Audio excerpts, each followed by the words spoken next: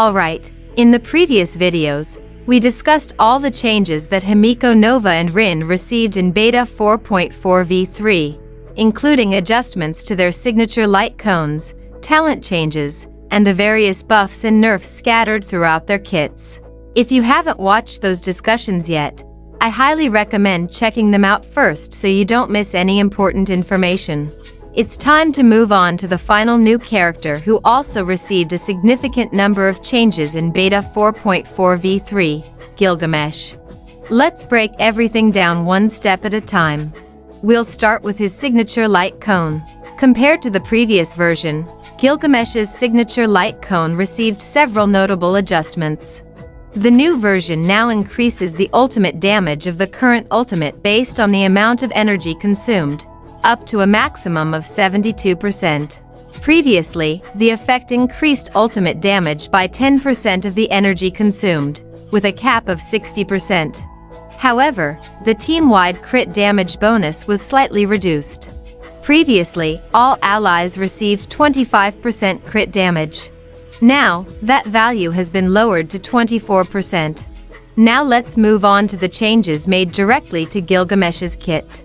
The first major adjustment involves his energy system. In V3, Gilgamesh's maximum energy has been drastically reduced from 600 to 360. Yes, you heard that correctly. The 600 energy version of Gilgamesh is gone. His maximum energy is now the same as Saber's. Next, let's talk about his skill. This one actually received a pretty nice buff. Previously, Gilgamesh's skill dealt lightning damage equal to 200% of his attack to the primary target and 100% to adjacent enemies. Now, those values have been increased to 280% and 140% respectively. Next, let's move on to the ultimate. And honestly, this is where things get crazy. The AoE portion of the ultimate remains unchanged at 400%. However, the multiplier for each bounce attack has been massively increased. Previously, each bounce dealt 40%.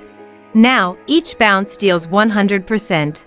As a result, the ultimate's total multiplier jumps from roughly 800% all the way up to 1400%. That's an absolutely insane increase and easily one of the biggest buffs Gilgamesh received in V3. Now let's talk about his talent. The part that changed is his second talent. Previously, this talent activated after Saber performed a total of 3 attacks. Once that condition was met, Gilgamesh and Saber would launch a joint follow-up attack that dealt 400% and 600% attack respectively to all enemies. Afterward, Gilgamesh gained 3 interest points, while Saber immediately recovered a fixed 200 energy and received a 50% advance forward.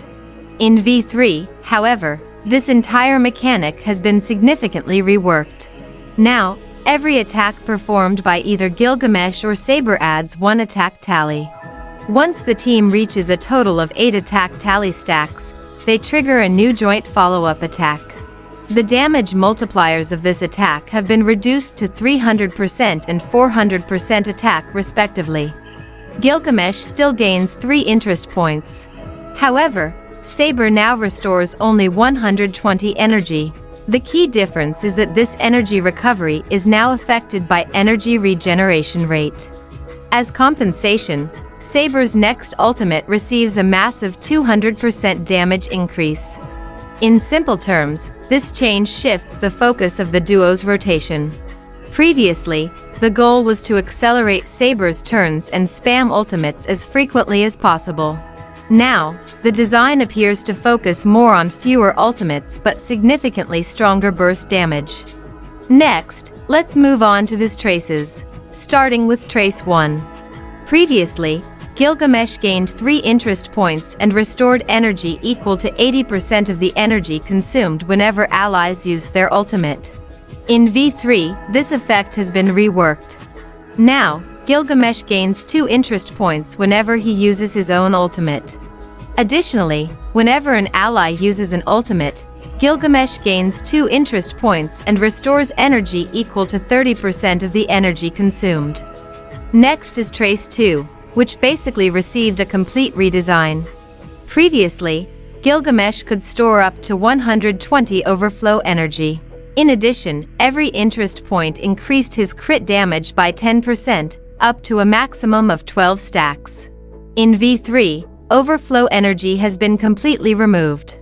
Instead, every interest point now increases crit damage by 25%, up to a maximum of 6 stacks. While the number of stacks has been cut in half, the value per stack has increased dramatically. As a result, the overall effect remains extremely powerful. Moving on to Trace 3. Previously, targets with over 100 max energy granted bonus attack and crit damage equal to 1% per excess energy, up to a maximum of 100%. Now, the requirement has been changed. Targets must have more than 140 max energy, and the maximum bonus has been reduced to 60%. Finally, let's talk about Eidolons.